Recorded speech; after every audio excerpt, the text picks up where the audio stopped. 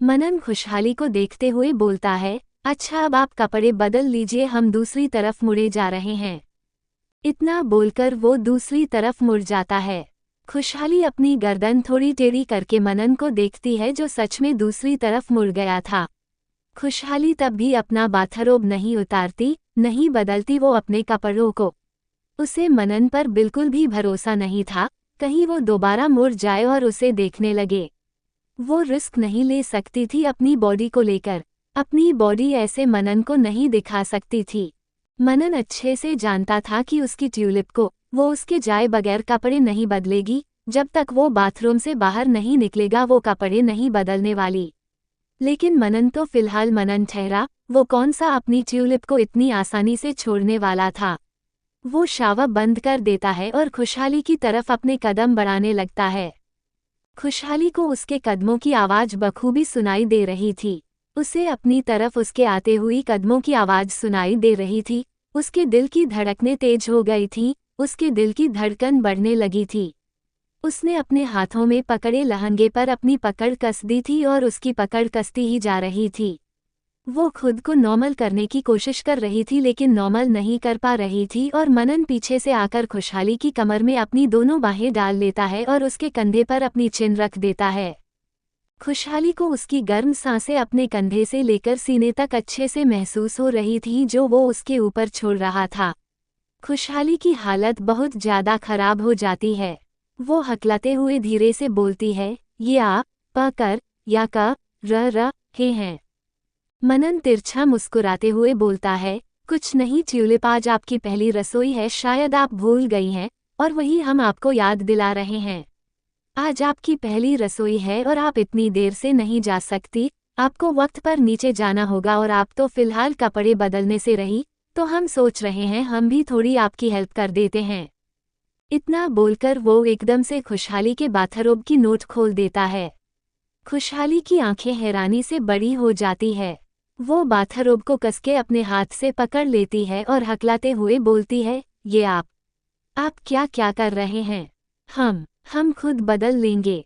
मनन हल्का हंसकर बोलता है, वही तो हम इतनी देर से आपसे बोल रहे थे, ट्यूलिप की आप बदल लीजिए, लेकिन आप तो अपने कपड़े बदल ही नहीं रही हैं ना, तो हमें ही आपकी थोड़ी सी मदद करनी पड़ेगी और हम मदद करने में बिल्कुल भी नहीं हिचकिचाएंगे।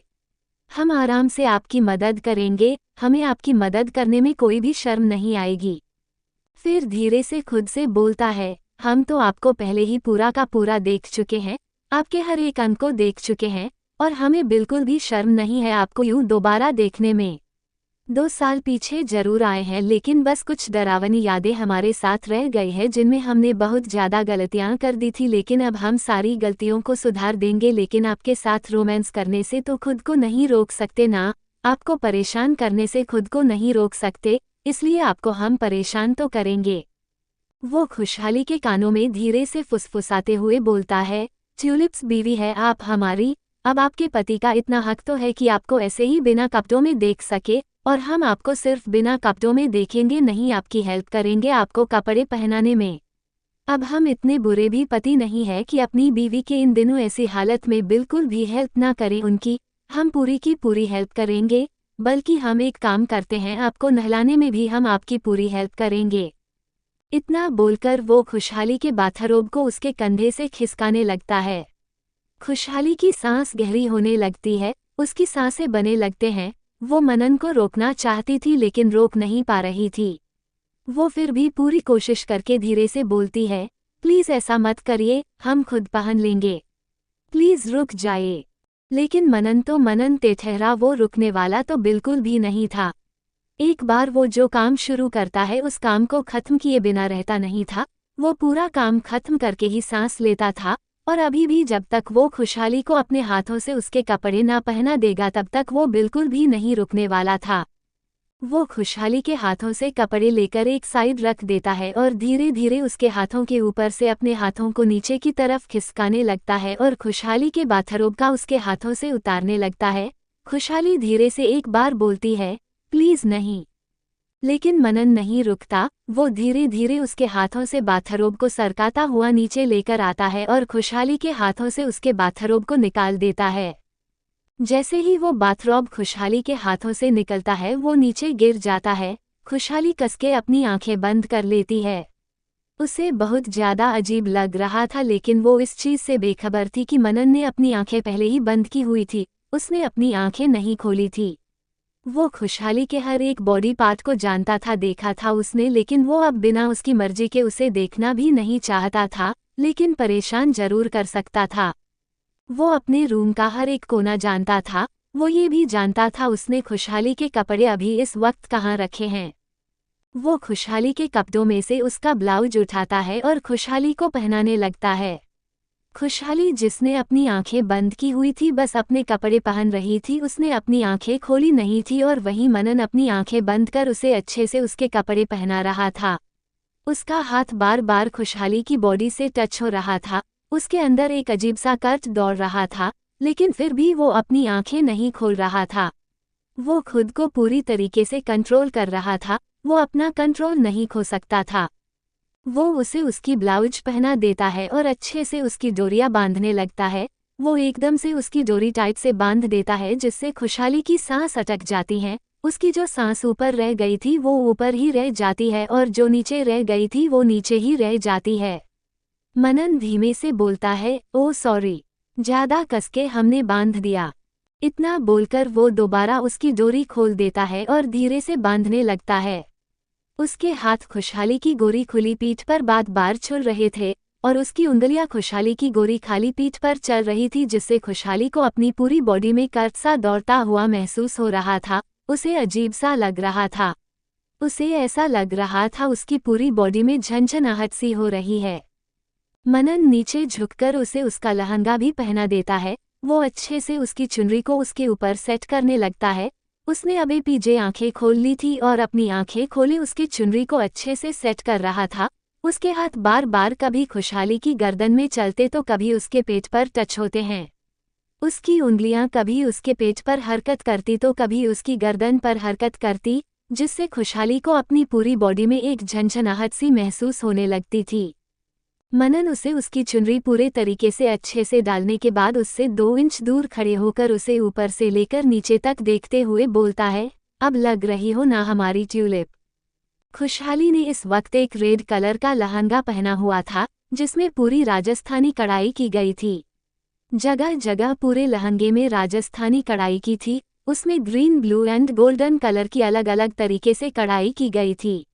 वहीं सेम उस लहंगे का ब्लाउज भी था, उसमें भी ऐसे ही राजस्थानी कढ़ाई की गई थी। मनन ने खुशहाली की चुनरी को बहुत ही अच्छे से एडजस्ट किया था, जिससे उसकी गोरी खुली कमर भी साफ नजर आ रही थी। वो बहुत ही ज्यादा खूबसूरत लग रही थी। उसमें उसके वो खुले बाल बिना मेकअप के भी वो बहुत ही ज्यादा सुंदर लग रही थी। मनन खुशहाली को देखते हुए बोलता है, अब आप रेडी हो गई है, आंखें खोल सकती हैं। पहना दिए हमने आपको कपड़े, अब बाहर चलिए, हमें भी चेंज करना है। खुशहाली मनन को घूरते हुए बोलती है, आपने बिना हमारी मर्जी के एक तो पहले हमें ऐसे देखा, बिना कपड़ों के देखा, ऊपर से आपने हमें हमारे सारे कपड़े पहनाए, और अब जब बात आए आपके कपड़े पहनने की तो आप हमें बाहर भेज रहे हैं। हम क्यों बाहर जाएं? जब आपने हमें बिना कपड़ों के देखा तो हम भी आपको बिना कपड़ों को देखेंगे।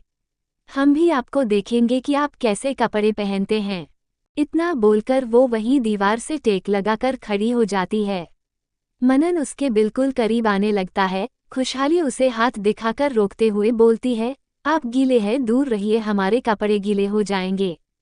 मनन उससे 2 कदम दूर होकर उसके चेहरे पर थोड़ा झुककर बोलता है, ट्यूलिप हमें कोई प्रॉब्लम नहीं, आप आराम से हमें देखिए, हम कैसे कपड़े बदलते हैं, आप हमें देखिए।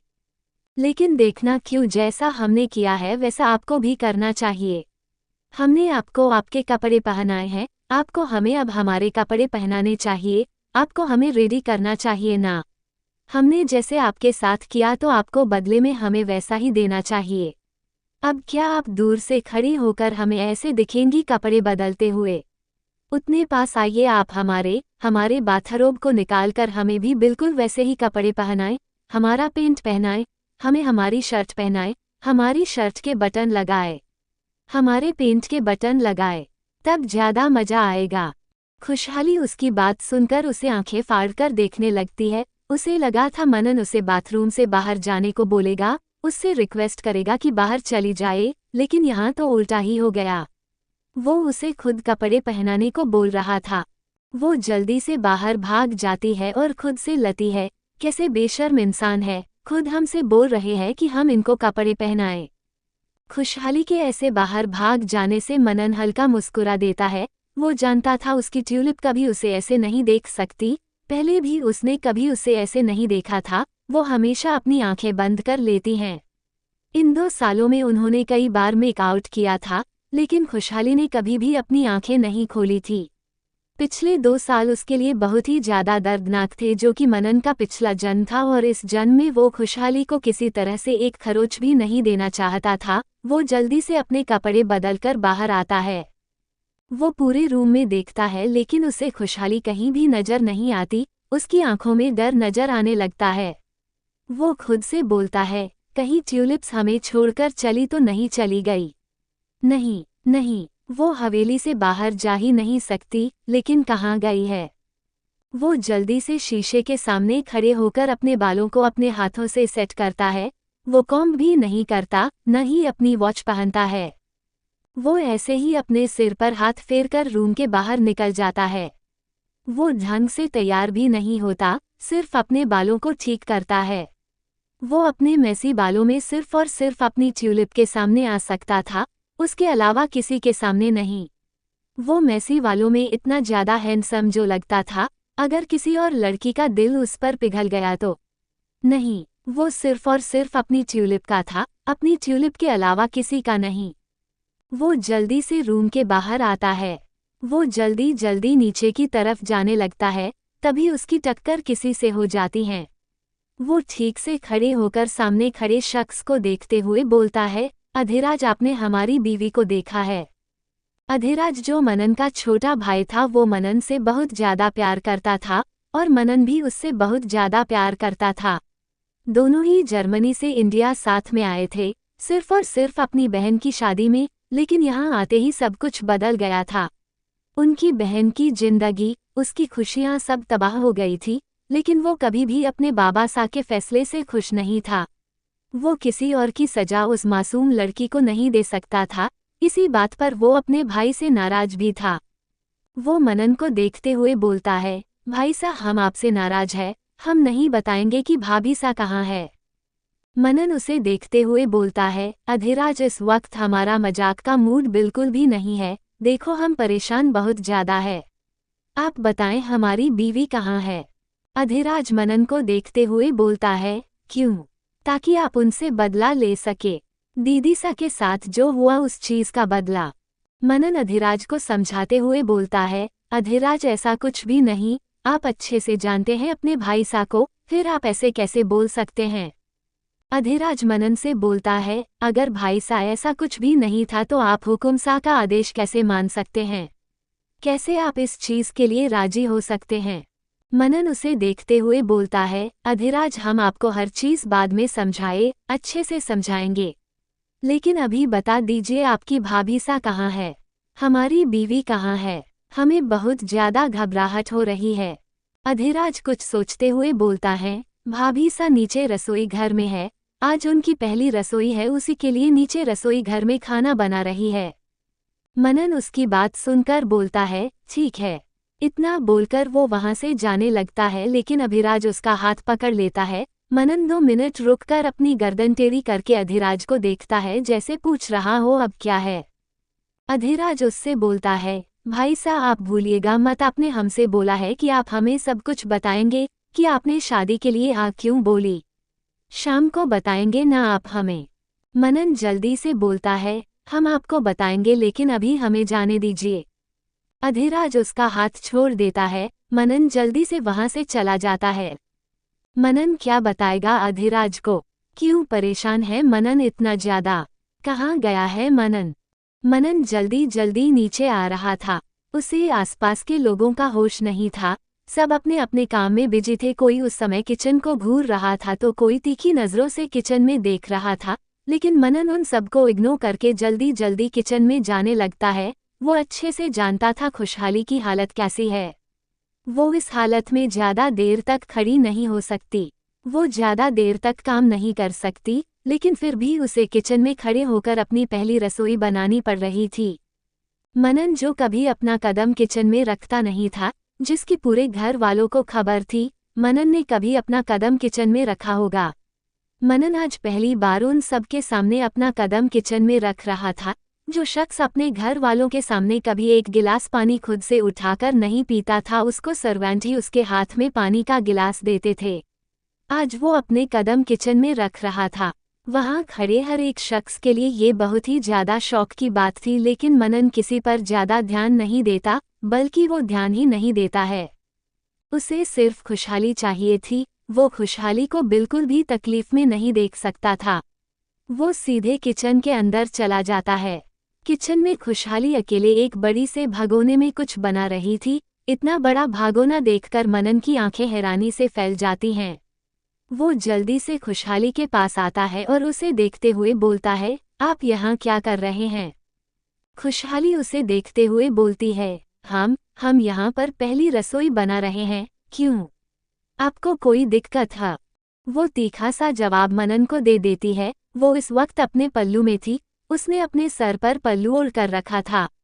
उसे इन सब की आदत नहीं थी, लेकिन फिर भी उसे इस घर में रहने के लिए अपने भाई को बेगुनाह साबित करने के लिए सब कुछ करना पड़ रहा था।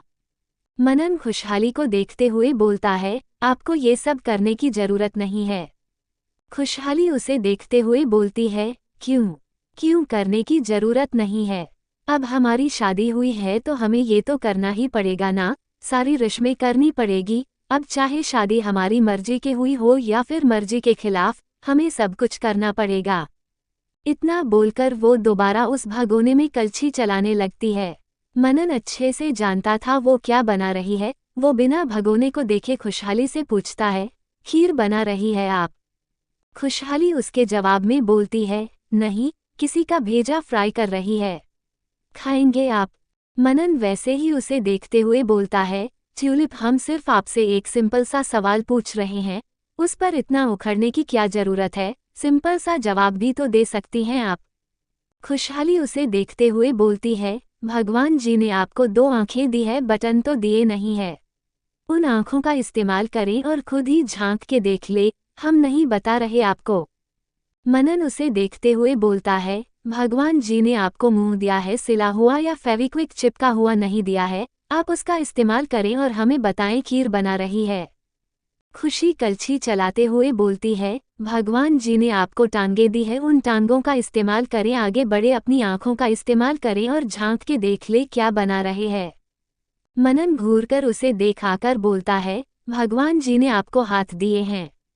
बोलते हुए फिर रुक जाता है। खुशहाली उसकी बात को कंप्लीट करते हुए बोलती है, हाँ, भगवान जी ने हमें हाथ दिया और इस हाथ में अभी कलछी है और ये कलछी बहुत ज्यादा गर्म है, किसी के पैरों में लग जाए तो लाल पड़ जाता है।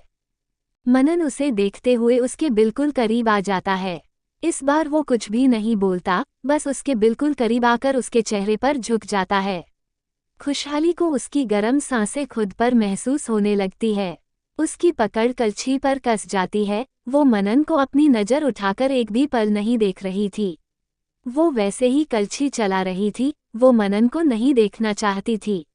वो खुद को बहुत ज्यादा कंट्रोल कर रही थी। उसकी सांसें तेज होने लगी थी। वो खुद को कंट्रोल कर रही थी। मनन उसके चेहरे पर झुककर उसके गालों में हल्के किस कर लेता है और फिर उससे दूर होते हुए बोलता है, ये हमारी ट्यूलिप के लिए मॉर्निंग किस। ये रह गई थी ना।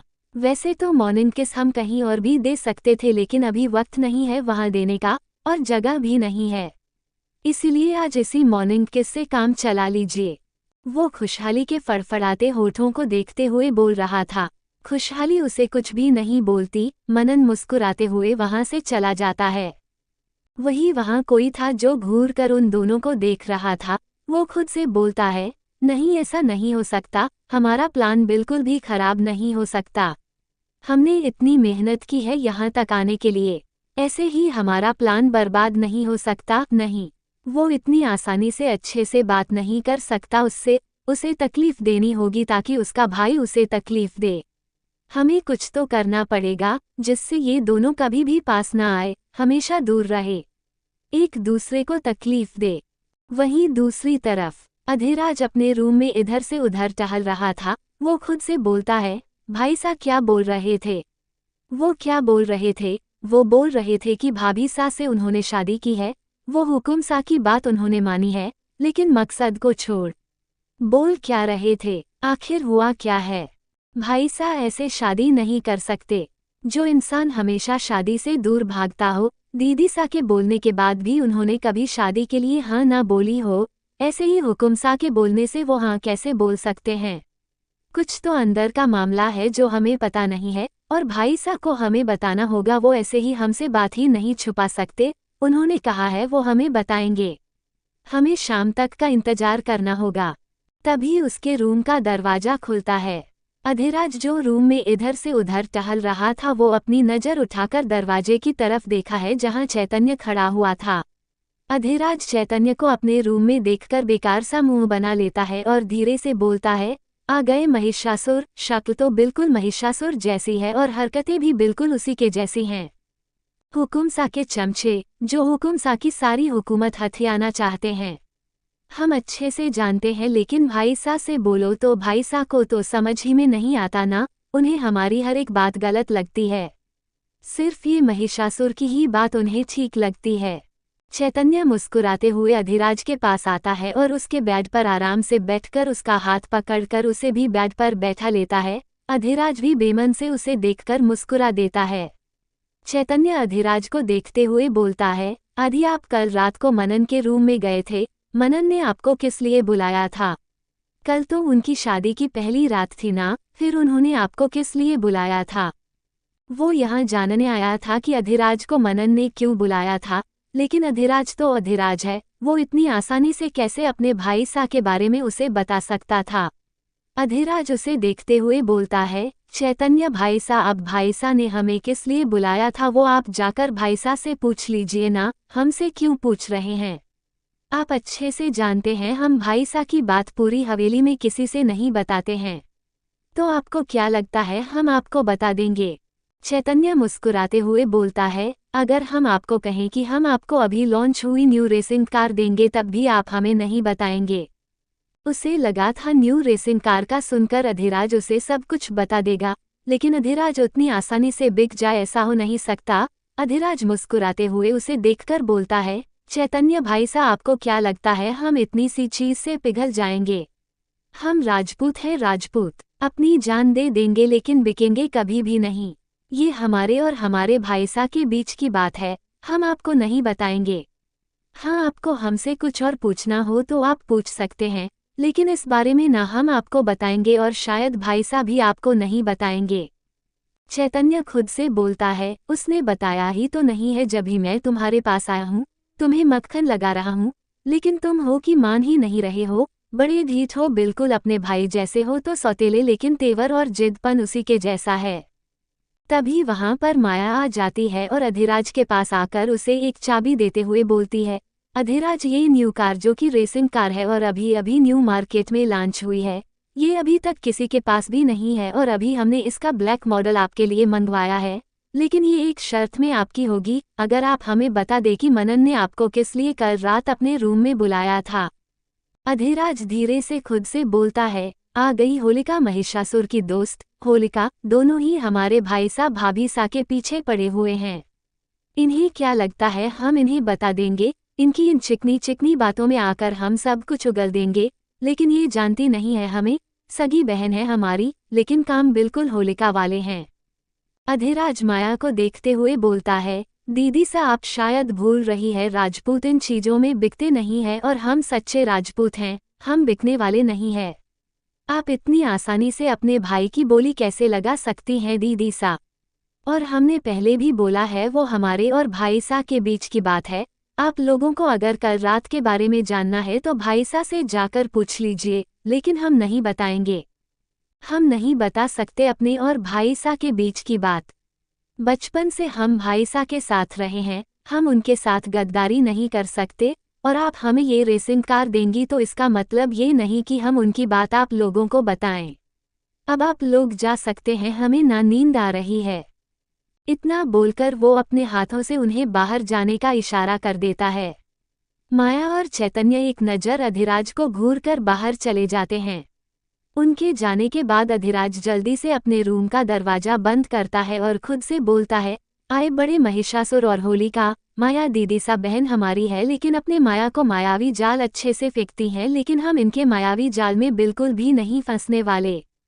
अच्छे से जानते हैं होलिका की तरह अपना मायावी जाल फैलाती रहती हैं। इन्हें क्या लगता है हम इतनी आसानी से बता देंगे कल भाईसा ने हमसे क्या मंगवाया था, क्यों बुलाया था? एक तो भाईसा ने हमसे ऐसी चीज मंगवाई थी कल रात, हम किसी को बता भी नहीं सकते।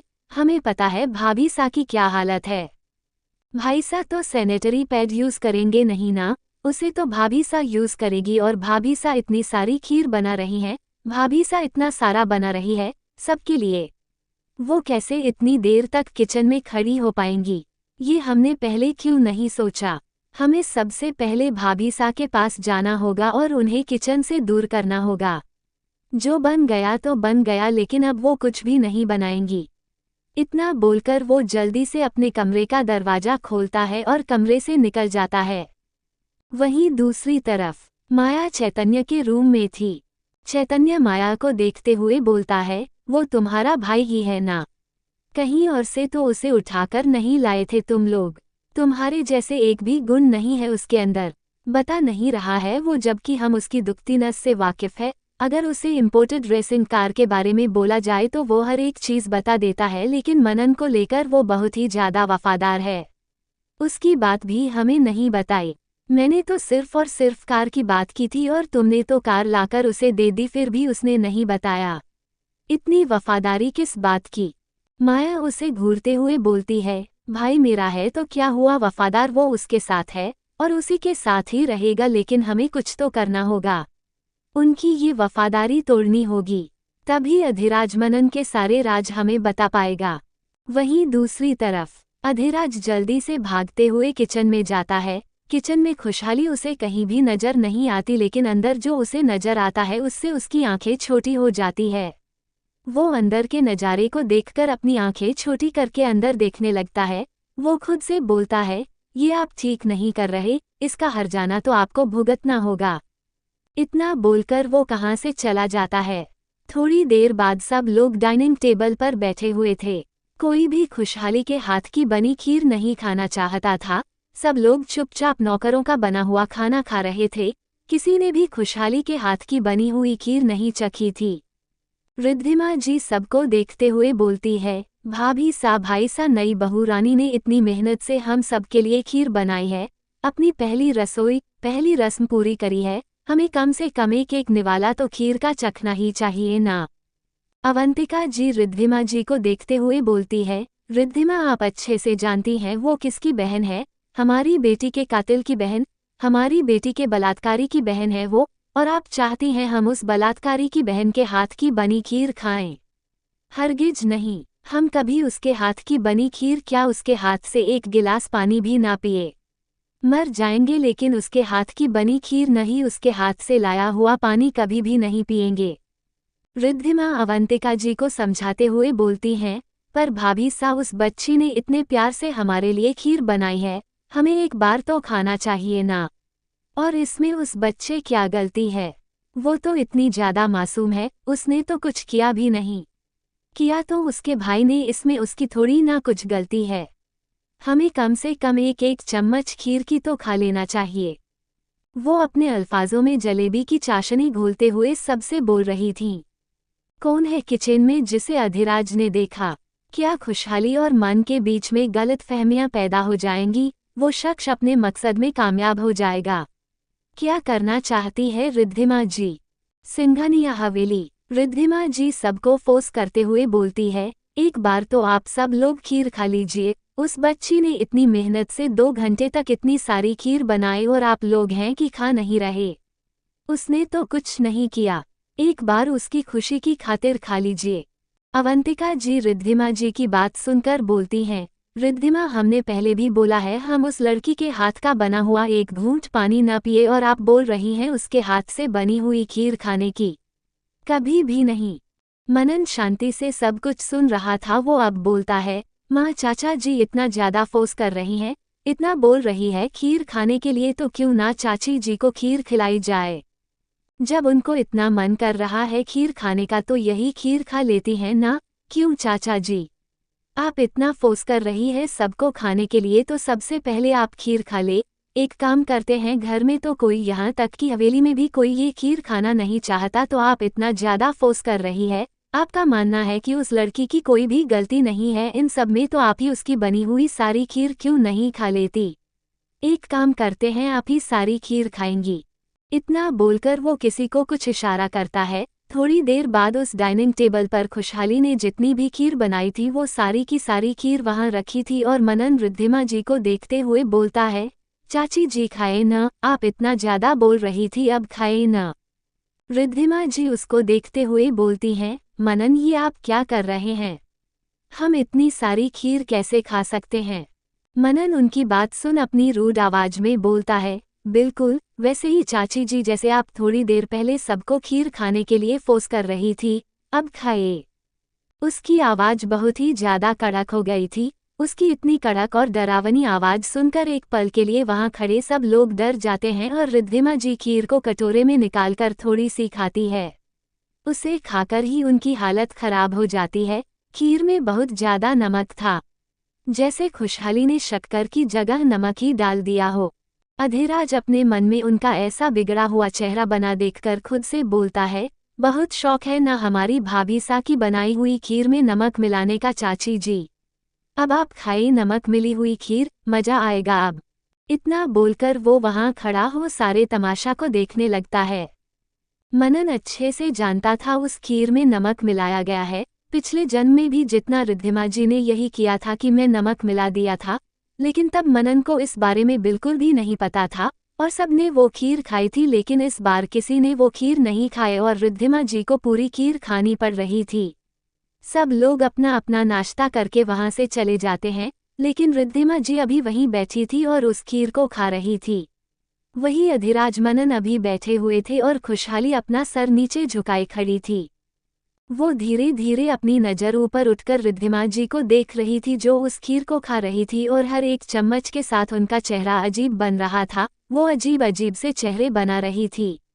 खुशहाली जो उन्हें अपनी नज़र उठाकर धीरे से देख रही थी, खुद से बोलती है, हमने खीर तो अच्छी बनाई थी, हर एक चीज़ अच्छे से डाली थी, शक्कर भी अच्छे से डाली थी, फिर ये ऐसी अजीब अजीब से चेहरे क्यों बना रही हैं?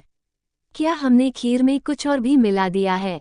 रिद्धिमा जी अजीब अजीब से मुंह बनाते हुए उस खीर को खा रही थी, क्योंकि मनन उन्हें वहां से एक इंच भी हिलने नहीं दे रहा था। चैतन्य मनन को देखते हुए बोलता है, मनन ये आप क्या कर रहे हैं? आप हमारी माँ के साथ ऐसा बिहेव नहीं कर सकते, आप जबरदस्ती ये खीर नहीं खिला सकते हैं। मनन चैतन्य को देखते हुए बोलता है, क्यों चेतन, हम आपकी माँ को ऐसी खीर क्यों नहीं खिला सकते? अच्छा, वो पूरे घर वालों को इंसिस्ट कर रही हैं खीर खाने के लिए, लेकिन घर वाले खाना नहीं चाहते, और हम वो नहीं है कि जो एक भी दाना खाने का वेस्ट करे।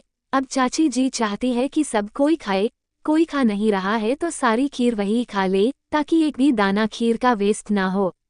वो धीरे धीरे करके सारी की सारी खीर खा लेती है। उनकी हालत कुछ बहुत ज्यादा बिगड़ गई थी। उन्हें ऐसे लग रहा था जैसे अफोटी कर देंगी। वो सीधे वहां से भागते हुए अपने रूम की तरफ चली जाती हैं। मनन ऐसे जाता देख खुद से धीरे से बोलता है, बुरे काम का बुरा नतीजा। इतना बोलकर वो भी वहां से चला जाता है। खुशहाली पर चुपचाप रूम में चली जाती है, क्योंकि मनन ने उसे सिर्फ रूम में जाने के लिए कहा, तो वो इतनी देर से वहां पर खड़ी थी। अब उससे नहीं खड़ा हुआ जा रहा था, नहीं चला जा रहा था। वो अभी चुपचाप रूम में चली गई थी। रात का वक्त। मनन अपने रूम का दरवाजा खोलकर सीधे रूम के अंदर आता है। उसकी नज़र खुशहाली को ऐसे बेड पर लेटा देखकर छोटी हो जाते हैं। वो एक नज़र ऊपर से लेकर नीचे तक खुशहाली को देखता है, फिर मुड़कर दरवाजा बंद करने लगता है।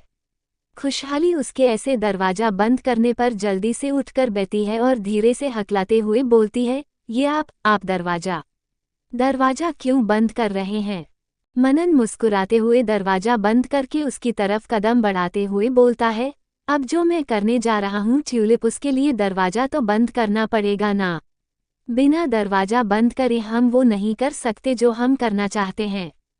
खुशहाली उसकी बात सुनकर अपनी आंखें छोटी करके उसे घूरते हुए बोलती है, मतलब आप क्या क्या बोल रहे हैं? देखिए देखिए, आप हमारे साथ ऐसा वैसा कुछ भी नहीं कर सकते, समझे आप? मनन अब तक बेड के बिल्कुल करीब आ गया था। खुशहाली का पैर पकड़कर एकदम से उसका लहंगा ऊपर कर देता है। खुशहाली अपना लहंगा नीचे करने लगती है और हकलाते हुए बोलती है, ये आप क्या क्या कर रहे हैं? देखिए देखिए, हमारा लहंगा छोड़िए। आप हमारे साथ ऐसा वैसा कुछ भी नहीं कर सकते। आपने बोला था, और हमारी कंडीशन भी तो ठीक नहीं है। आप देखिए ना, हम अभी किस हालात से गुजर रहे हैं, और आप हमारे साथ कुछ नहीं कर सकते। बोलते हुए वो अपना लहंगा नीचे कर लेती है। मनन एक बार फिर उसका लहंगा ऊपर कर देता है। उसने खुशहाली का लहंगा ज्यादा ऊपर नहीं किया था, बस उसके घुटने से थोड़ा सा ऊपर किया था। खुशहाली के घुटने के ऊपर उसकी थाई पर एक जलने का निशान था। चोट देखकर साफ पता चल रहा था कि अभी ताज़ा ताज़ा उसे ये निशान दिया गया है और इसमें उसे बहुत ज्यादा जलन भी हो रही होगी। मनन उस निशान को घूरकर देखना लगता है और अपनी सर्द आवाज में खुशहाली से पूछता है, ये किसने किया है? खुशहाली धीरे से बोलती है, किसी ने नहीं किया है। ये हमारे पहले का निशान है, किसी ने नहीं किया है। मनन खुशहाली को घूरते हुए बोलता है, ट्यूलिप, आप शायद भूल रही हैं, हमने खुद सुबह आपको अपने हाथों से कपड़े पहनाए थे, तब आपका ये निशान नहीं था। बताएं, ये किसने दिया है? खुशहाली धीरे से बोलती है, चाची जी ने। मनन एक गहरी सांस लेता है और खड़े होकर सीधा वार्डरोब के साइड रखी टेबल के पास चला जाता है और एक ड्रॉ खोलकर उसमें से फर्स्ट एड बॉक्स निकालकर दोबारा बेड पर आकर बैठ जाता है। वो खुशहाली के पैर को अपने पैर के ऊपर रख लेता है और ऑइंटमेंट उसके पैरों में लगाने लगता है। खुशहाली को तेज जलन हो रही थी अपने पैर में। वो जैसे जैसे अपनी उंगलियों को उसके पैर पर में चलाता है, उसकी आंखें कस के बंद हो जाती हैं। उसकी आंखों से आंसू का एक कतरा बह जाता है। उसे बहुत ज्यादा दर्द हो रहा था अपने पैर में, लेकिन वो बता नहीं पा रही थी। इसी दर्द के चक्कर में वो अपने पीरियड्स का दर्द भी भूल गई थी और ऐसे सुकड़ी हुई लेटी थी। वो जैसे तैसे अपने दर्द को बर्दाश्त करने की कोशिश कर रही थी, लेकिन दर्द बर्दाश्त नहीं कर पा रही थी। उसकी हालत बहुत ज्यादा खराब हो रही थी। मनन एक नज़र खुशहाली के चेहरे को देखता है, जिसकी आंखें भरी थी और आंसू के कतरे उसकी आंखों से बहते जा रहे थे। उसकी पलकें आंसुओं से पूरी भीग गई थी। मनन धीरे धीरे अपनी उंगलियां उसके पैर पर चला रहा था। देखकर ऐसा लग रहा था जैसे उसके पैर में किसी ने गरम गरम करछी रख दी हो। खुशहाली रोते हुए बोलती है, प्लीज धीरे से करिए, दर्द हो रहा है, बहुत ज्यादा जलन हो रही है, प्लीज आराम से करिए। मनन उससे कुछ भी नहीं बोलता, बस धीरे धीरे अपने हाथों को चलाने लगता है। उसकी अभी ठंडी उंगलियां खुशहाली को अपने जख्म पर लगती हुई महसूस होती तो कभी वो ऑइंटमेंट अपने से जख्म पर लगते हुए महसूस होता है। मनन अच्छे से फूंक फूंक कर उसके पैर में ऑइंटमेंट लग रहा था। वो अच्छे से ऑइंटमेंट उसके पैर में लगा देता है। वो खुशहाली को देखते हुए बोलता है, ये लहंगा ऐसे ही रहने देना, अभी हमने दवाई लगाई है, ये लहंगा पूरी दवाई छुटा देगा। इतना बोलकर वो वहां से खड़ा हो जाता है और सीधे क्लोजेट की तरह चला जाता है।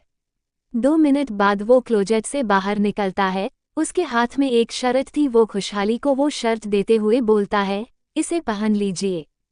खुशहाली जैसे ही अपना हाथ आगे बढ़ाने लगती है, मनन अपना हाथ पीछे ले लेता है और बोलता है, हम तो आपको पहले ही पूरा देख चुके हैं। अपने हाथों से आपको जिनको कपड़ों को पहनाया है, उन कपड़ों को हम अपने हाथों से उतार भी सकते हैं। आज ये शर्ट पहनाने का शुभ काम भी हम ही करेंगे। इतना बोलकर आपको खुशहाली की डोरियों को खोलने लगता है। वो खुशहाली के बालों को जैसे ही आगे करता है, उसकी आंखें हैरानी से फैल जाती है। उसको एक निशान उसकी पीठ पर भी था, जो कि दिखने में ताज़ा ही लग रहा था। मनन खुशहाली को घूरते हुए बोलता है, आपने हमें बताया क्यों नहीं, आपको पीठ में भी निशान दिए गए हैं। इतना बोलकर वो सीधे खुशहाली को बेड पर पीठ के बल लिटा देता है और उसके ब्लाउज की सारी डोरियां खोल देता है। खुशहाली अपनी बेडशीट पर पकड़ मजबूत कर देती है। उसको अपने पेट में बहुत ज्यादा जलन हो रही थी, लेकिन वो किसी से बता नहीं रही थी, सिर्फ और सिर्फ उस जलन को बर्दाश्त कर रही थी। मनन ने खुशहाली के सारे बाल आगे कर दिए थे। अब खुशहाली की गोरी खली पीठ मनन के सामने थी। मनन अपने हाथ में ऑइंटमेंट लेकर उसकी पीठ में लगाने लगता है। जेड बहुत धीरे धीरे अपने हाथों को उसके पीठ में चल रहा था। खुशहाली की सांस गहरी होने लगी थी, वो गहरी लंबी सांस ले रही थी। मनन की उंगलियां कभी उसकी खाली पीठ पर टच होती तो कभी उसका दूसरा हाथ उसकी खुली पीठ पर टच होता। धीरे धीरे उसकी पीठ ने ऑइंटमेंट लगा देता है। वो अच्छे से वो उसकी पीठ में लगाने के बाद एक नज़र उसे ऊपर से लेकर नीचे तक देखते हुए बोलता है, अब ठीक है और पलटने की गलती बिल्कुल भी मत करिएगा। अगर आपने पलटने की गलती की या फिर है यहाँ से घूमने की गलती की आपके साथ, इसके बाद जो कुछ भी होगा उसके जिम्मेदार आप होंगी। इतना बोलकर वो वहां से उठ जाता है और सीधा क्लोजेट की तरफ चला जाता है। क्लोजेट में जाकर वो अपने पेट की पॉकेट से अपना फ़ोन निकालकर किसी को फ़ोन लगता है। दूसरी तरफ से तुरंत ही फ़ोन उठा लिया जाता है। मनन कुछ देर फ़ोन में बात करने के बाद वो दूसरी तरफ वाले इंसान को कुछ इंस्ट्रक्शंस देता है, उसे बता देता है उसे कब क्या कैसे करना है। थोड़ी देर से बात करता है और फ़ोन कट कर देता है। मनन कुछ सोचने लगता है, वो कुछ सोच रहा था। वहीं बाहर खुशहाली बेड में लेटी खुद से बोलती है, ये हमारी इतनी ज़्यादा फिक्र क्यों कर रहे हैं? क्या जब भाई मिल जाएंगे ये भाई के सामने हमें हर्ट करेंगे? इसलिए हमारी फिक्र कर रहे हैं ताकि हम उनकी केयर की सॉफ्टनेस देखकर इनसे अच्छे से बात करने लगे, इनसे प्यार करने लगे और उसके बाद ये पल पल में हमारा भरोसा तोड़ दे, हमें तोड़ दे, हमारे भाई के सामने तोड़ दे और हमारे साथ वो सब कुछ करे जो दीदी सा के साथ हुआ है। लेकिन हम कितनी बार किस किस को चीख चीख कर बताएं दीदी सा के साथ जो कुछ भी हुआ उसका दर्द हमें भी है, बुरा हमें भी लगा है, लेकिन हमारे भाई ने ऐसा कुछ भी नहीं किया है। किस किस को हम चीख चीख कर बताएं? हम ऐसा इस मायावी के जाल में बिल्कुल भी नहीं आएंगे, हम बिल्कुल भी उनके इस सॉफ्टनेस पर नहीं पिघलेंगे। मैं यहाँ पर सिर्फ और सिर्फ अपने भाई को बेगुनाह साबित करने के लिए रुके हैं, वरना हम यहाँ से कब के चले जाते, किसी को कुछ पता भी नहीं चलेगा। बस हमें जल्द से जल्द अपने भाई को बेगुनाह साबित करना है कि उन्होंने कुछ भी नहीं किया है और असली मुजरिम को भी पकड़ना है। हमारे भाई ऐसे कर ही नहीं सकते, अच्छे से जानते हैं हम अपने भाई को, वो मर जाएंगे लेकिन अपने प्यार पर एक आंच नहीं आने देंगे, अपने प्यार की इज्जत नहीं लूटेंगे। जो भी है हमें उसे ढूंढना ही पड़ेगा। वहीं दूसरी तरफ रिद्धिमा जी अपने रूम में बेड पर लेटी थी क्योंकि उनकी हालत बहुत ज़्यादा खराब हो गई थी। उन्होंने वो नमक वाली पूरी की पूरी खीर खाई थी जिससे उनकी हालत बिल्कुल भी ठीक नहीं थी। उनकी ऐसी हालत हो गई थी कि वो सिर्फ बेड पर ही पड़ी रह सकती थी। चैतन्य रिद्धिमा जी के पास बैठकर बोलता है, माँ आपको क्या ज़रूरत थी वो नमक वाली खीर खाने की? आपको अच्छे से पता है आपने खुद उसमें अपने हाथों से नमक मिलाया था और फिर भी आपने वो खीर खा ली। अब हालत देखिए अपनी। आपने मनन की बात रखने के लिए, उसे दिखाने के लिए कि आप उसकी कितनी बात मानती है, आपने पूरी की पूरी खीर खा ली। आप कहाँ पूरी हवेली वालों की नज़रों में उस लड़की को गिराना चाहती थी और यहाँ आपकी ही हालत खराब हो गई है वो खीर खाकर। खुशहाली वैसे ही लेटे लेटे ही सो गई थी। वो कब सो गई उसे पता ही नहीं चला। मनन खुशहाली की पीठ को अभी भी सहला रहा था। उसने खुशहाली को अपनी बाहों में भर रखा था। ब्लाउज की डोरी खुलने की वजह से उसका ब्लाउज उसकी बॉडी से हल्का सा खिसक गया था जिससे उसकी क्लीवेज साफ दिख रही थी। मनन का गला सूखने लगा था। वो अपने गले को तर करते हुए अपनी आंखें बंद कर लेता है और खुद को रिलैक्स करने लगता है, लेकिन वो खुद को कंट्रोल नहीं कर पा रहा था। उससे बिल्कुल भी कंट्रोल नहीं हो रहा था। वो खुद को कितना कंट्रोल करने की बहुत ज़्यादा कोशिश कर रहा था लेकिन नहीं कर पा रहा था। पिछले जन्म में उसने खुशहाली को हर एक टॉर्चर दिया था, हर एक तरीके से टॉर्चर किया था। उसे फिजिकल टॉर्चर, उसके साथ उसने उसे मेंटली टॉर्चर भी किया था। वो सब याद करके मनन को खुद से ही नफरत हो रही थी। वो कैसे अपने गुस्से के चलते एक लड़की की जिंदगी बर्बाद कर सकता है?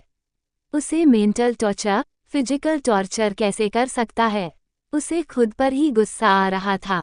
वो अब खुशहाली को अपनी वजह से बिल्कुल भी तकलीफ नहीं दे सकता था, लेकिन वो अपने मन का क्या करता जो खुशहाली को ऐसे देखकर बहक रहा था।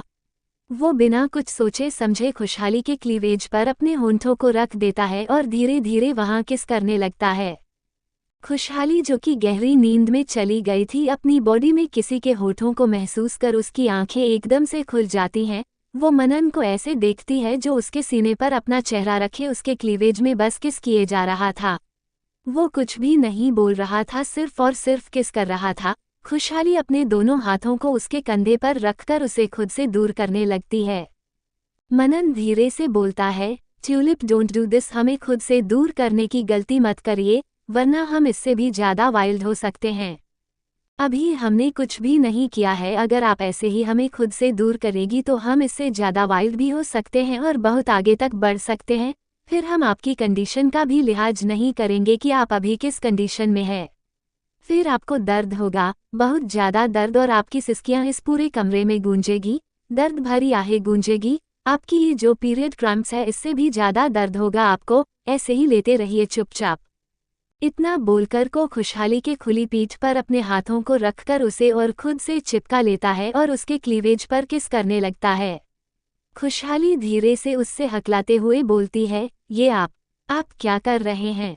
देखिए, छोड़ दीजिए हमें, आप हमारे साथ ऐसा नहीं कर सकते। आपने हमसे बोला था आप हमारे साथ ऐसा कुछ भी नहीं करेंगे, फिर आप हमारे साथ ऐसा कैसे कर सकते हैं? मनन उसकी बात सुनकर बोलता है, ट्यूलिप, करने को हम बहुत कुछ कर सकते हैं पर अभी हम कुछ नहीं कर रहे, सिर्फ और सिर्फ आपको किस कर रहे हैं। अगर आप यहाँ से बिल्कुल भी हिली या फिर हमें धक्का देने की कोशिश भी की तो हम इससे आगे बढ़ सकते और काफ़ी हद तक आगे बढ़ेंगे कि रात भर आप सिर्फ और सिर्फ हमारा नाम लेती रहेंगी, सिर्फ हमारा नाम ही पुकारेंगी रात भर, और आपकी मीठी मीठी सिसकियाँ पूरे रूम में गूंजेगी, तो शांति से लेते रहिए। इतना बोलकर वो दोबारा खुशहाली के क्लीवेज पर अपने होंठों को रख देता है और किस करने लगता है। वो कहीं और किस नहीं कर रहा था, वो सिर्फ और सिर्फ उसके क्लीवेज पर ही किस कर रहा था। खुशहाली की सांस गहरी हो रही थी, उसे बहुत ही ज़्यादा अजीब लग रहा था। वो गहरी लंबी सांस ले रही थी जिससे उसका सीना बार बार ऊपर नीचे हो रहा था और मनन के चेहरे पर लग रहा था। मनन खुशहाली के दोनों सीने को अपने एक हाथ से पकड़कर रोकते हुए बोलता है, इसे ऊपर नीचे करना बंद करें, ये हमारे काम में दखलंदाजी कर रहा है और हमें दखलंदाजी करने वाली चीज़ बिल्कुल भी पसंद नहीं है। अगर आप ऐसे ही हमें सेड्यूस करेगी तो हम इससे काफ़ी आगे हद तक बढ़ सकते हैं, तो हमें सेड्यूस करना बंद करें, वरना हमें कोई दिक्कत नहीं है, हमें कोई तकलीफ नहीं है। तकलीफ आपको होगी और रात भर होगी। एक तो पहले से आपके पीरियड्स हैं, ऊपर से फिर आप रात भर हमारे इन बाहों में गुजार देंगे, हमारा नाम लेकर। आपकी सिसकियां पूरे कमरे में गूंजती रहेंगी, फिर आप एक हफ्ते तक बेड से नहीं उठ पाएंगी, क्योंकि हम बहुत ज़्यादा वाइल्ड हो सकते हैं। मनन को याद है जब वो पिछले जन्म में खुशहाली के साथ फिजिकल हुआ था तो वो बहुत ज़्यादा वाइल्ड हो गया था और खुशहाली एक हफ्ते तक बेड से नहीं उठ पाई थी, इसलिए वो पहले से ही खुशहाली को वार्न कर रहा था। खुशहाली धीरे से बोलती है, हम क्या करें, हमें सांस लेनी है, आपकी वजह से हमें सांस नहीं आ रही है, हमारी सांस अटक कर रह गई है, ऐसे ही रहा तो हम मर जाएंगे ना। आप दूर हो जाए हमसे, हमें सांस लेने दे। मनन खुशहाली को बिना देखे उसके क्लीवेज पर ही अपनी नज़रें गड़ाए बोलता है, सांस लेनी है तो सांस लीजिए, इसे ऊपर नीचे करने की ज़रूरत नहीं है, वरना हम अच्छे से आपकी सांसों को आपको सांस दिला देंगे। ये हमारे काम में हमें परेशान कर रहे हैं, फिर हम इन्हें परेशान करेंगे और बहुत अच्छे से परेशान करेंगे, फिर आपकी आहें निकलेंगी। जैसे आपको सांस लेनी है लीजिए, लेकिन ये नहीं हिलने चाहिए। इतना बोलकर वो दोबारा खुशहाली के क्लीवेज में अपने होठों को रख देता है। खुशहाली अपने मन में बोलती है, बिल्कुल पागल है क्या ये? सांस लेंगे तो कोई ना कोई तो रिएक्शन होगा ना, हम सांस कैसे लें? फिर वो ऊपर की तरफ अपने चेहरे को करके अपनी आंखें बंद करके बोलती है, कृष्णा जी हमें इस पागल इंसान से बचाए। ये हमारे साथ क्या कर रहा है? ऐसे ही रहा तो हम तो मर जाएंगे ना, जब सांस ही नहीं लेंगे। प्लीज़ कृष्णा जी हमें बचाइए। वो ऊपर देखकर कृष्ण भगवान से प्रे कर रही थी, तभी उनके रूम का दरवाज़ा नॉक होता है। मनन को बहुत तेज गुस्सा आने लगता है, कोई उसके काम में कैसे दखल अंदाजी कर सकता था। उसे ये चीज़ बिल्कुल भी पसंद नहीं थी। वो अपने गुस्से को अपने अंदर ही दबाते हुए कड़क आवाज़ में बोलता है, कौन है? बाहर से अधिराज की आवाज़ आती है, भाई साहब हम हैं, माफ़ कीजिएगा हम रात में आए, लेकिन हमें आपसे बहुत ही ज़्यादा ज़रूरी बात करनी है। आप क्या बाहर आ सकते हैं? मनन को पता था कि अधिराज को उससे क्या बात करनी है, उसने शाम का बोला था और अब रात हो गई थी और वो अपने वादे से मुकर नहीं सकता जो उसने अधिराज से वादा किया था कि वो अधिराज को सब कुछ बताएगा। मनन तेज आवाज में बोलता है, आ रहे हैं हम, आप चलिए। खुशहाली ऊपर देखते हुए बोलती है, कृष्णा जी आपने हमें बचा लिया कृष्णा जी आपने हमें। मनन एक नज़र खुशहाली को देखते हुए बोलता है, अभी तो हम जा रहे हैं लेकिन जहाँ पे हमने छोड़ा है हम वहीं से आकर दोबारा कंटिन्यू करेंगे। अभी आप आराम से सो जाए, जब हम आएंगे तो शायद आपकी नींद उड़ जाए, आप सुकून से सो ना पाए, इसलिए सो जाइए। इतना बोलकर वो ब्लैंकेट उठाकर सीधे खुशहाली के ऊपर डाल देता है और अपने कपड़े ठीक करके रूम के बाहर चला जाता है। खुशहाली एकदम से उठकर बैठ जाती है और खुद से बोलती है, ये अपने आप को समझते क्या है? कहीं के 30 मार खा है क्या? या फिर कहीं के राजा है जो बोल दिया कि हम जब आएंगे तो आपकी नींद खराब हो जाएगी? समझते क्या है खुद को? हम क्या इनके नौकर है? बीवी है, नौकर नहीं है इनके जो ये जब चाहे जैसे चाहे हमें यूज करें। हम तो आराम से सोएंगे और उठेंगे भी नहीं और इन्हें कुछ करने भी नहीं देंगे। उसकी नज़र सामने मिरर पर पड़ती है, खुद को देखकर उसकी आंखें हैरानी से फैल जाती है। वो खुद को देखती है, उसका ब्लाउज काफी हद तक नीचे खिसक गया था, जी उसके एकदम से उठकर बैठने से हुआ था। वो जल्दी से अपना ब्लाउज ठीक करके जैसे ही डोरी बांधने लगती है उसको तेज जलन अपनी पीठ पर महसूस होती है। उसकी हल्की सी आह निकल जाती है। वो कस के अपनी आंखें बंद कर लेती है। उसकी आंखों से एक कतरा आंसू का निकलकर उसके गालों से बहता हुआ नीचे गिर जाता है। वो धीरे से दोबारा डोरी खोल देती है। अब उसे काफी राहत मिलती है। बेड पर वो चुपचाप करवट लेकर लेट जाती है। उसे अभी भी बहुत तेज जलन हो रही थी। वो कस के अपनी आंखें बंद की हुई थी और खुद में सुकड़ी लेटी हुई थी। वहीं दूसरी तरफ अधिराज का कमरा। अधिराज अपने रूम में बेड पर बैठा हुआ था। वो एक फोटो फ्रेम देख रहा था जिसमें अधिराज की, मनन की और अधिराज की दीदी सा चैताली की फोटो थी। वो तीनों उसमें बहुत ज्यादा खुश लग रहे थे। अधिराज उस फोटो फ्रेम को अपने हाथ से छू रहा था। वो धीरे से बोलता है, हमें माफ कर दीजिए दीदी सा, हम आपको बचा नहीं सके। काश हम एक दिन पहले वाली फ्लाइट से आ जाते तो आज आप हमारे साथ होती, जिंदा होती। माफ कीजिए दीदी सा, लेकिन वादा करते हैं हम आपसे आपके साथ ये सब जिसने भी किया है हम उसे छोड़ेंगे नहीं, उसे उसके किए की सजा देंगे। हमें पता है भाभी सा के भाई ने आपके साथ कुछ भी नहीं किया है, आपने हमें बताया था वो बहुत ज़्यादा अच्छे हैं। वो आपके साथ ऐसा कर ही नहीं सकते हैं। हमने उन्हें जाना नहीं है, पहचाना नहीं है, देखा नहीं है, लेकिन आपकी बातों से अच्छे से जानते हैं वो आपके साथ ऐसा कर ही नहीं सकते हैं। हम असली कातिल को दीदी सा जल्दी ढूंढ निकालेंगे और उसे ऐसी मौत देंगे कि वो कभी भी किसी लड़की के साथ ऐसा करने से पहले 1000 बार सोचेंगे। तभी उसके रूम का दरवाजा खुलता है और मनन अंदर आता है। अधिराज को ऐसे रोते देखकर उसके दिल में एक दर्द सा उठने लगता है। उसने अधिराज को कभी भी ऐसे रोते हुए नहीं देखा था। अधिराज जरूर उसका सौतेला भाई था लेकिन उसने अपने सगे भाई से भी ज्यादा उसे प्यार किया था। वो उसे कभी भी ऐसा रोता हुआ नहीं देख सकता था। यहाँ तक कि उसने कभी भी उसे रोते हुए नहीं देखा था, लेकिन आज उसे रोते हुए देख रहा था। मनन जल्दी से आगे आकर अधिराज को गले लगा लेता है और उसे शांत कराने लगता है। अधिराज मनन के गले लगे रोते हुए बोलता है, भाई सा हम लोग एक दिन पहले क्यों नहीं आए? क्यों नहीं आए हम लोग एक दिन पहले? काश हम लोग एक दिन पहले आ जाते तो दीदी सा के साथ ये सब नहीं होता, वो आज हमारे साथ जिंदा होती। लेकिन हम लोगों की देरी की वजह से वो आज हमारे साथ नहीं है और उनके साथ क्या कुछ नहीं हो गया। मनन अधिराज को शांत कराते हुए बोलता है, अधिराज शांत हो जाए, चैताली के साथ जो भी हुआ है, जिसने भी किया है, उसको हम ढूंढ के रहेंगे और उसे ऐसी मौत देंगे कि वो जिंदगी भर याद रखेगा, आप चिंता मत करिए। अधिराज मनन को देखते हुए धीरे से बोलता है, भाई सा आपको भी लगता है कि भाभी सा के भाई ने दीदी सा के साथ ये सब किया है? मनन अपना सर न में हिला देता है और बोलता है, नहीं, हमें नहीं लगता कि आरव ने चैताली के साथ ये सब किया है। चैताली से वो बहुत ज्यादा प्यार करता था। हमने और आपने आरव को नहीं देखा, लेकिन चैताली ने जो भी उसके बारे में बताया वो तो हम जानते हैं ना। वो चैताली से बहुत ज्यादा प्यार करता था। नहीं मार सकता उसे, वो इसके पीछे जरूर कोई और है जिसे हम पता लगाकर रहेंगे, आप चिंता मत करिए। अधिराज अपना सर हाँ में हिला देता है, फिर मनन की तरफ देखते हुए बोलता है, भाई साहब आपने बोला था कि आप बताएंगे आपने भाभी सा से शादी क्यों की है। जब आप ये मानते हैं कि आरव ने दीदी सा के साथ कुछ भी नहीं किया है, वो बेकसूर है, फिर भी आपने भाभी सा से शादी की, वो भी जबरदस्ती। जब आपको पता है आरव बेकसूर है तो फिर आपने भाभी सा के साथ शादी क्यों की। आपके दिमाग में चल क्या रहा है भाई साहब।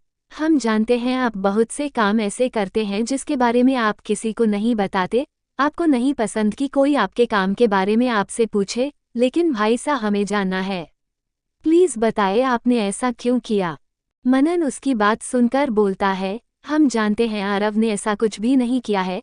हाँ, इंसान की जिंदगी में अगर अच्छाइयाँ होती है तो वो इंसान के अंदर बुराइयाँ भी कुछ होती है, लेकिन आरव इतना बुरा नहीं था कि वो अपने प्यार के साथ ऐसा करें। वो चैताली से बहुत ज्यादा प्यार करता था और उसका प्यार सच्चा था। अगर हम हुकुमसा की बात नहीं मानते और आपकी भाभी सा से शादी नहीं करते तो वो चैतन्य की शादी आपकी भाभी सा से करवा देते। अधिराज जल्दी से बोलता है, वो महिषासुर की शादी हम कभी नहीं होने देते, वो उनकी जिंदगी बर्बाद कर देता।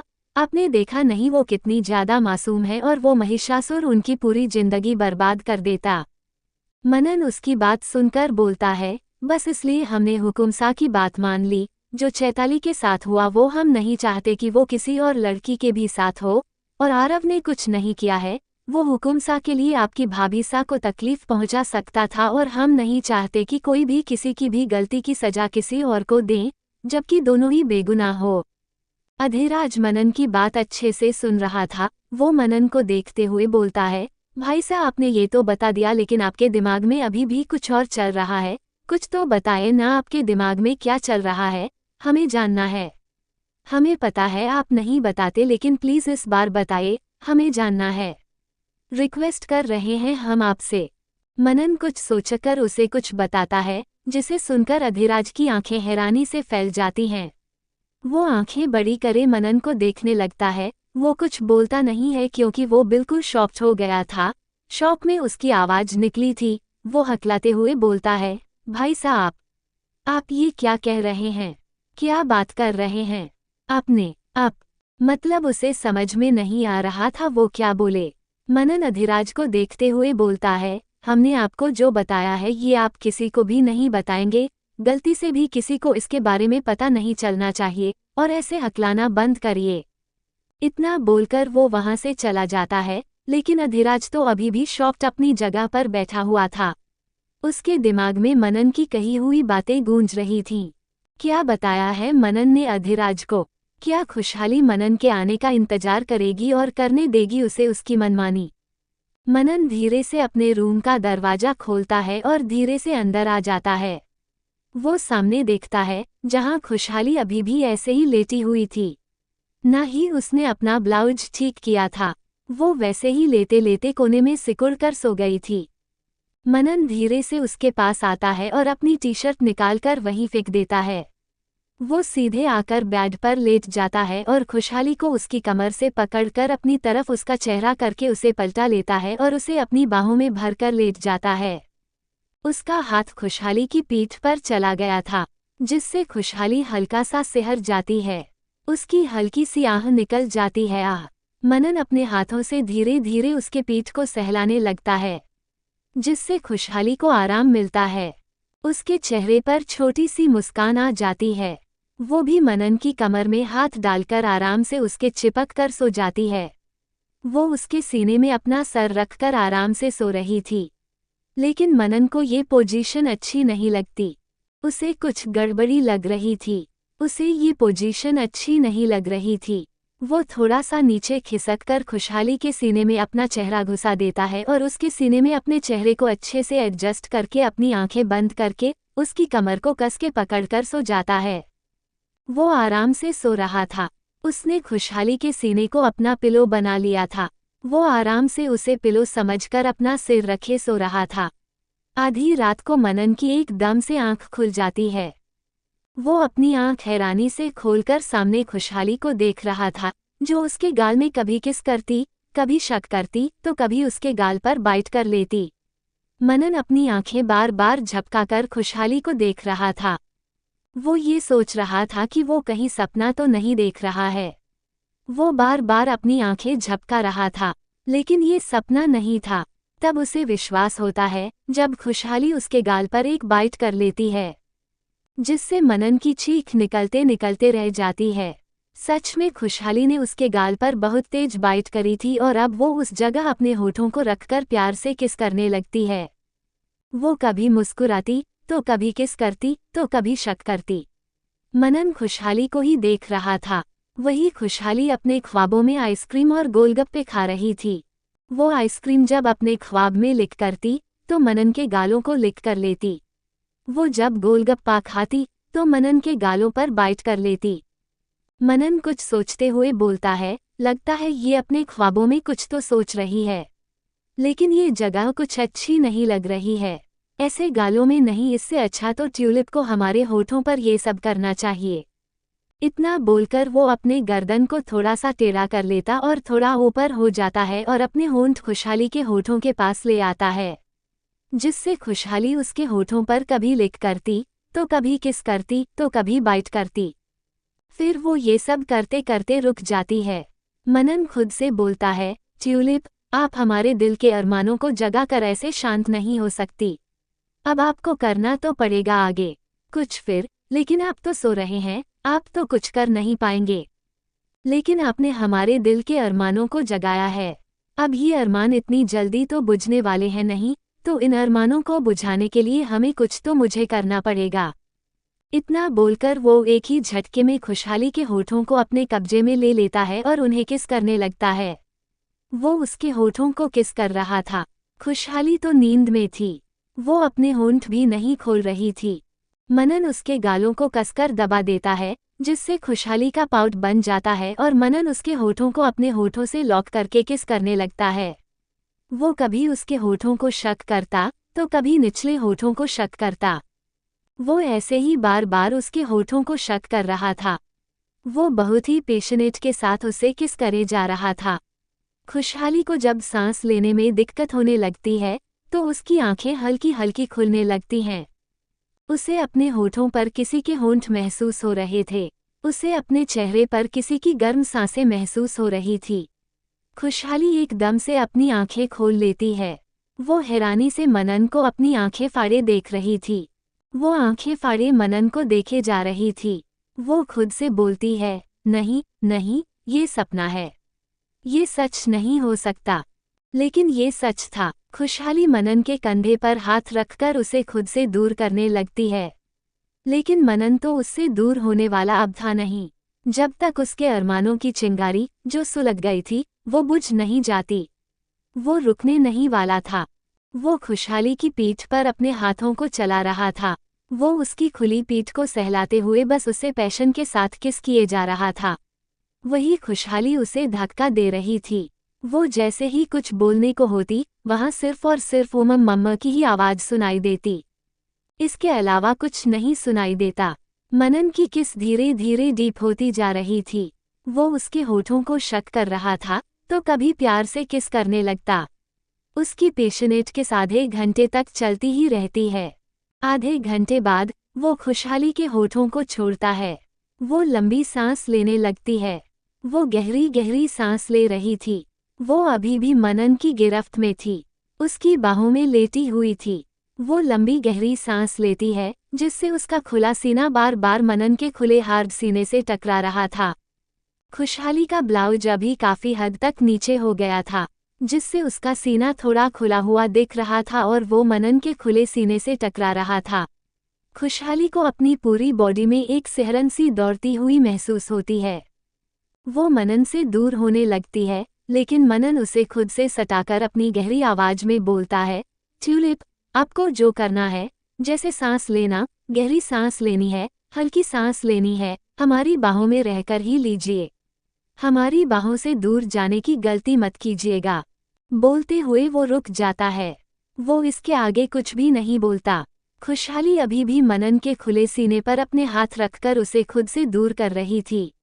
मनन उसके हाथों को पकड़कर उसके दोनों हाथों को उसके सर के ऊपर ले जाकर लाक कर देता है। वो अपनी कोल्ड आवाज में बोलता है, ट्यूलिप, हमने अभी बोला ना, हमसे दूर जाने की गलती मत कीजिएगा।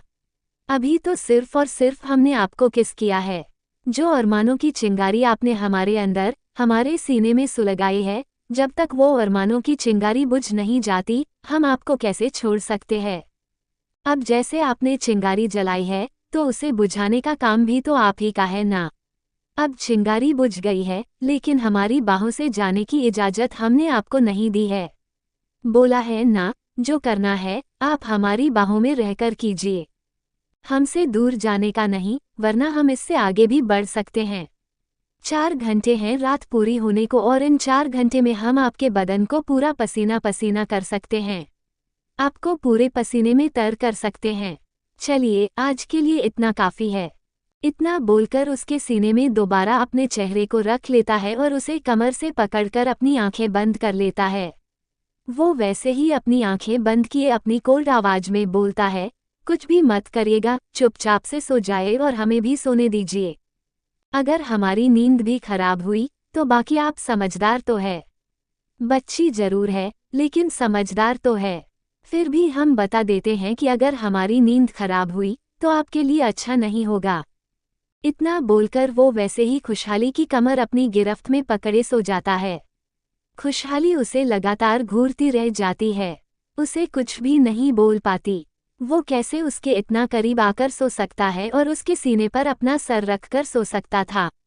वो ऐसे नहीं सो सकता था। खुशहाली को ये चीज़ बिल्कुल भी बर्दाश्त नहीं हो रही थी। ऊपर से उसका ब्लाउज भी काफ़ी खिसक गया था, जिससे उसकी पूरी क्लीवेज साफ साफ दिख रही थी और उसका हल्का सीना भी दिख रहा था। लेकिन मनन बेशर्मों की तरह उसके सीने में अपना चेहरा छुपाए सो रहा था। खुशहाली उसको घूरते ही रहती है। मनन वैसे ही आंख बंद किए खुशी से बोलता है, ट्यूलिप, अगर आपने हमें घूर लिया, अगर आपका घूरना हो गया हो, तो आप भी सो जाए। सिर्फ सुबह होने में 4 घंटे बचे हैं और आपको सुबह 6 बजे उठाना है। अगर आपने बोला कि आप नहीं उठ पा रही है, सोना है, तो हमसे मत बोलिएगा। आपके साथ आगे जो कुछ भी होगा और आराम से सोच लीजिए। इतना बोलकर वो अपनी आंखें दोबारा बंद कर लेता है और कुछ भी नहीं बोलता। खुशहाली चुपचाप अपनी आंखें बंद कर लेती है। ये सही था, अब उसे अपने पेट में दर्द नहीं हो रहा था। पीरियड्स की वजह से उसे अपने पेट में बहुत ज़्यादा दर्द होता था, लेकिन मनन के ऐसे लेटने की वजह से उसे अपने पेट में ज़रा सा भी दर्द महसूस नहीं हो रहा था। उसे बल्कि अच्छा लग रहा था, लेकिन क्यों अच्छा लग रहा था, ये बात उसे भी नहीं पता थी। बस उसे अच्छा लग रहा था, एक सुकून मिल रहा था उसकी बाहों में। वहीं दूसरी तरफ दिल्ली, एक अंधेरे कमरे में 2 लोगों की आवाज़ सुनाई दे रही थी, जैसे 2 आदमी आपस में बैठे बातें कर रहे हो। एक आदमी दूसरे आदमी से बोलता है, Arham, thank you so much, Arham, आज मैं यहाँ पर जो हूँ, सिर्फ और सिर्फ तुम्हारी वजह से हूँ। अगर तुम यहाँ नहीं होते, वो लोग मुझे मार देते, मुझे सजा दी जाती, जो मैंने किया ही नहीं था, उसकी सजा मुझे भुगतनी पड़ती। अरहम उस आदमी को देखते हुए बोलता है, आरव, तुम्हें टेंशन लेने की जरूरत नहीं है, अब तुम सेफ हो, वो लोग तुम्हारा कुछ नहीं कर पाएंगे। अरहम की बात सुनकर आरव बोलता है, यार टेंशन कैसे न लूं, मुझे उस चीज़ की सजा दी जा रही थी, जो मैंने किया ही नहीं। मेरी गर्लफ्रेंड, मेरे प्यार के इज्जत लूट ली किसी ने और उसकी सजा मुझे दी जा रही थी।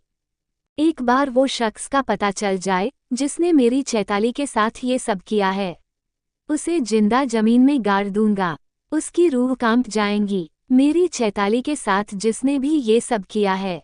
अरहम आरव से बोलता है, आरव, मिल जाएगा, जो भी है, जिसने भी चैताली के साथ ये सब किया है, वो जल्द ही मिल जाएगा।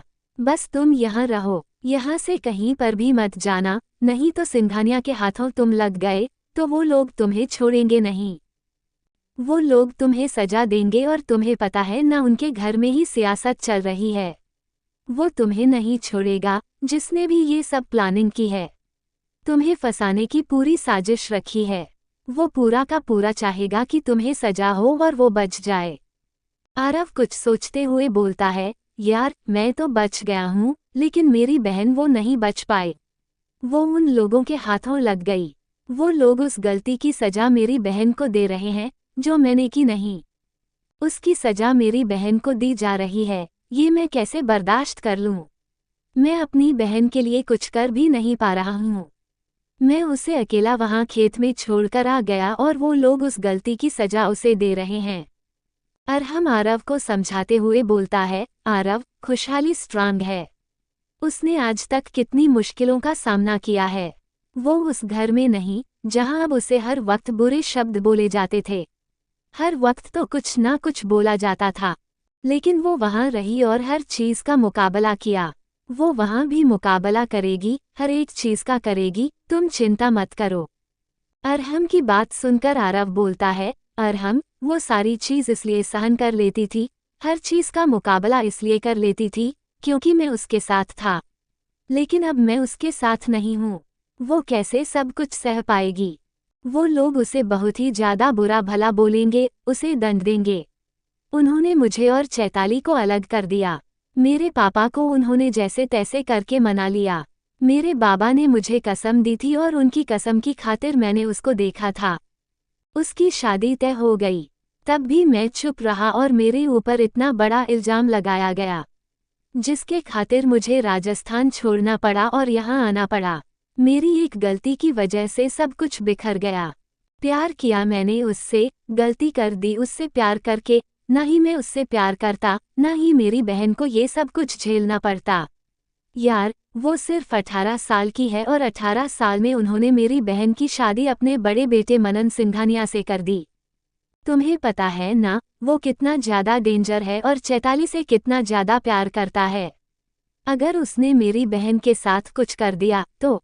अरहम आरव को शांत करते हुए बोलता है, आरव, शांत हो जाओ।